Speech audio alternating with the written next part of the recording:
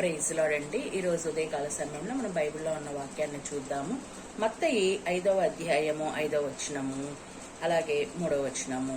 ఆత్మ విషయమై దీనులైన వారు ధన్యులు, పరలోక రాజ్యము వారిది. ఆమేన్. Praise the Lord. ఈ వాక్యము మనల్ని ఎంతగా బలపరుస్తుందంటే అండి, ఈ యొక్క మత్తయి 5వ అధ్యాయం 3వ వచనంలో ఆత్మ విషయమై దీనులైన వారు ధన్యులు.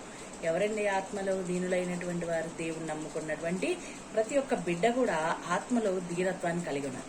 మరి ముందుగా మనం చిన్న బిడ్డలను చూస్తే ఎంత అమాయకంగా ఉంటారు. వారిలో ఎలాంటి కళ్ళ, కపటము, ద్వేషము, అసూయ ఏమన్నా ఉంటుందా?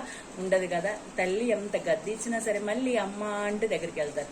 స్నేహితుల మధ్య ఎంత గొడవ వచ్చినప్పటికీ కూడా నువ్వు నా మిత్రుడివి కదా, నువ్వు నా మిత్రురాలివి కదా అని మళ్ళీ ఇద్దరు భుజాల మీద చేతులు వేసుకుంటారు. అంటే అలాగా ఆత్మలో కపటం లేనటువంటిగా దీనత్వంగా ఉండమని, అందుకే చిన్న బిడ్డలను పోలి ఉండాలని దేవుని ఉపమానం చెప్తుంది. ఈ రోజు మనము వారి యొక్క బాలల దినోత్సవం జరుపుకుంటున్నాం కదా. దాని నిమిత్తంగా ఈ రోజు వాళ్ళ మనస్తత్వాన్ని మనం జ్ఞాపకం చేసుకుంటూ చిన్న బిడ్డలను పోలి, చిన్న పిల్లల చేష్టలు కాదు కానీ చిన్న బిడ్డలను పోలి మనం నడుచుకుందాం.